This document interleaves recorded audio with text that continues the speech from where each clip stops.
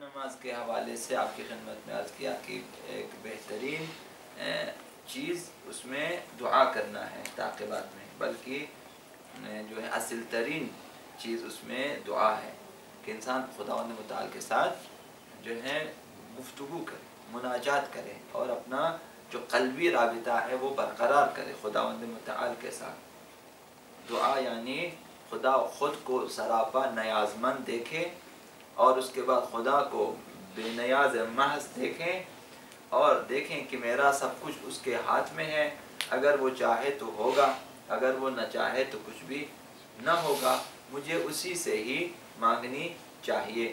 یہ پنکھا چلایا ایاک نعبد و ایاک نستعین کا مطلب ہی یہی ہے کہ ہم اسی سے ہی طلب کرتے ہیں۔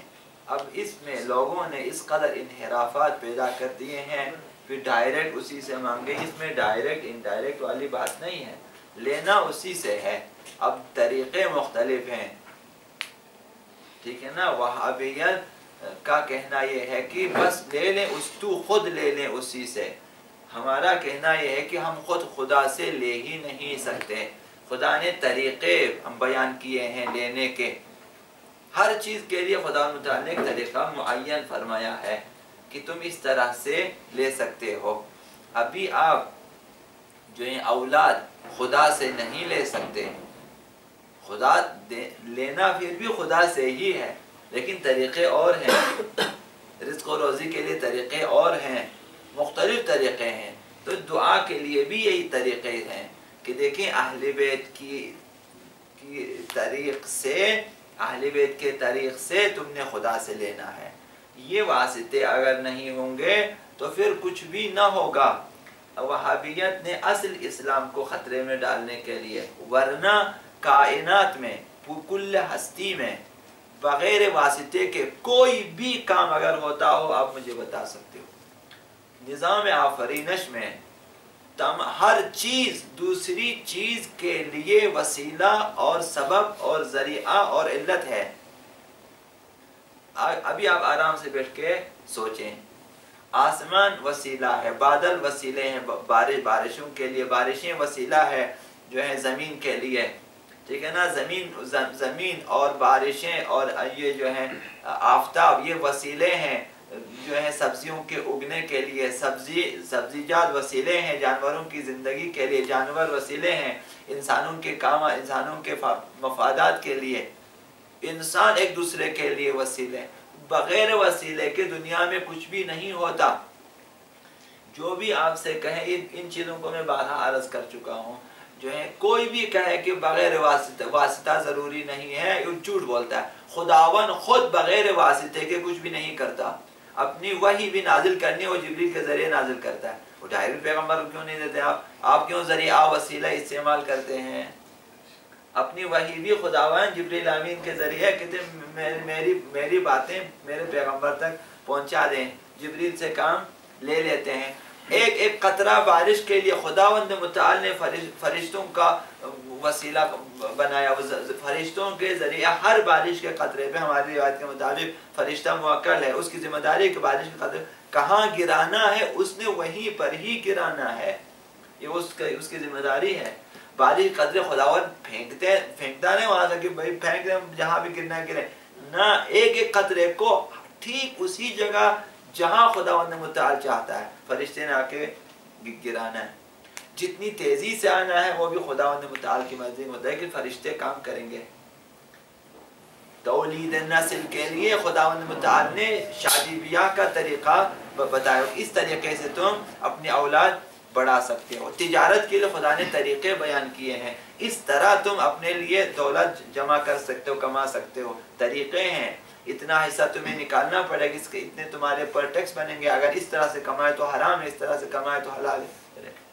تو اسی طرح سے خداوند متعال نے دعا کے لیے بھی وسیلہ قرار دیا۔ اگر بغیر وسیلے کے مانگے خداوند یہ چیزیں دے دیں، وہ دعا اگرچہ آپ مانگ سکتے ہو خدا سے جس طریقے سے چاہے مانگے، لیکن خدا نے جو طریقہ بیان کیا ہے وہ یہ کہ وَابْتَغُوا إِلَيْهِ الْوَسِيلَةَ، جو ہے اس کی طرف جانے کے لیے وسیلہ ڈھونڈیں۔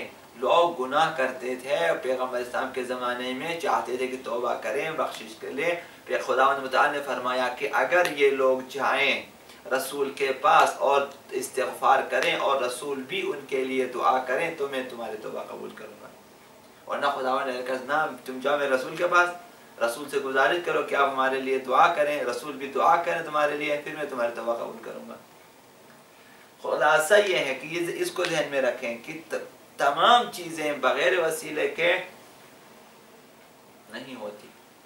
آپ ڈھونڈیں مجھے، یہ کام صرف اور صرف خدا، ممکن ہے بہت سارے کام خداوند خود جو ہے کن فیکون، لیکن ان میں بھی ذریعے اور وسیلے ہوتے ہیں، لیکن ہمیں نظر نہیں آتی۔ مثال معجزات میں کہتے وسیلہ نہیں، وسیلہ ہوتا ہے لیکن مجھے نظر نہیں آ رہا، وسائل ہوتے ہیں۔ خدا نے پہاڑ سے اونٹنی کو نکالا حضرت صالح کے لیے، تو یہ جو اونٹنی کا نکالا اس میں بھی خداوند متعال نے کتنے ذرائع استعمال کیے نہیں معلوم، لیکن ہم نے نہیں دیکھا۔ ہمارا نہ دیکھنا اس بات کی دلیل نہیں کہ اب اس میں جو ہے کوئی ذریعہ کوئی واسطہ نہیں ہے، واسطے ہوتے ہیں۔ لہٰذا عرض کیا کہ جو ہے اہل بیت کے وسیلے سے دعا مانگے تو ہماری دعائیں جو ہیں قبول ہو جاتی ہیں۔ تو اس سلسلے میں عرض کیا کہ جو ہے آداب دعا میں سے بعض چیزیں آپ کی خدمت میں عرض کی، آج بھی چند چیزیں ہم عرض کرنا چاہتے ہیں۔ آداب دعا میں سے یہ ہے کہ رات کی تاریکی میں طلوع فجر کے قریب دعا کریں۔ رات کو طلوع فجر کے قریب، وہ بھی اگر تاریکی ہو کہ ہلکی جو ہے زیادہ روشنی نہ ہو، انسان اس میں خلوت ہوتی ہے، توجہ انسان کی ہو جاتی ہے خدا متعال کی طرف، تو اس وقت دعا کریں۔ یہ بھی آداب دعا میں شب و روز جمعہ کے اوقات میں دعا کریں۔ دعا کے لیے جو بہترین دن اور اوقات معین ہوئے ہیں ان میں ایک شب جمعہ ہے اور ایک روز جمعہ ہے، ان دونوں میں کثرت سے ہمیں دعا کرنی چاہیے۔ اسی طرح ماہ مبارک رمضان میں، ماہ مبارک رجب میں اور ماہ مبارک شعبان میں، ان تینوں مہینوں میں زیادہ دعا کریں۔ ان باقی مہینوں کی نسبت ان تینوں مہینوں میں دعائیں زیادہ قبول ہو جاتی ہیں۔ یہ تینوں مہینے بہت ہی خصوصی مہینے ہیں، رجب، شعبان، رمضان، بہت ہی جو ہے مقدس مہینے ہیں، ان میں دعا کریں۔ اور اسی طرح شبہائے قدر میں رمضان مبارک کی جو ہے 21ویں، 23ویں اور 19، 21 اور 23 رات کو زیادہ تر دعائیں قبول ہو جاتی ہیں۔ ان شبوں میں خداوند متعال نے دعا کرنے کا حکم دیا ہے، تاکید فرمائی ہے کہ دیکھو ان میں دعا کریں۔ اور اسی طرح ماہ مبارک رمضان کا آخری عشرہ جو ہے اور ماہ ذی الحجہ کی پہلی 10 راتوں میں دعائیں قبول ہوتی ہیں۔ ماہ رمضان کا آخری عشرہ کہ 21 سے لے کر 30 تک، 29، 30 تک، اور اسی طرح سے ماہ ذی الحجہ میں پہلی سے لے کر 10 تک، ان راتوں میں پہلی سے لے کر 10ویں راتوں تک ماہ رمضان میں آخری پورے عشرے میں نماز دعائیں قبول ہوتی ہیں۔ میلاد پیغمبر اور ائمہ معصومین کے ایام میں بھی دعائیں قبول ہوتی ہیں۔ 17 ربیع الاول ابھی میلاد پیغمبر کا دن ہے، اس دن آپ دعا کریں، اس کی شب میں بھی اور اس کے دن میں بھی دعائیں قبول ہوتی ہیں۔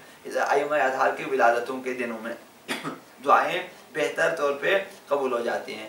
ابھی 3 شعبان کو آقا امام حسین علیہ السلام کی ولادت کا دن ہے مثال، اسی طرح سے 15 کو آقا امام زمان علیہ السلام کی ولادت کا دن ہے، 17 ربیع الاول کو پیغمبر اسلام کی ولادت کا دن ہے، 13 رجب آقا امیر المؤمنین کی ولادت کا دن ہے، اور اسی طرح باقی ائمہ کی ولادتوں کے دنوں میں زیادہ سے زیادہ اپنی جو بھی حاجتیں ہیں وہاں پہ خدا کے بارے میں جو ہے دعا کیا کریں، انشاءاللہ دعائیں قبول ہو جاتی ہیں۔ پر محمد و آل محمد صلی اللہ علیہ وسلم۔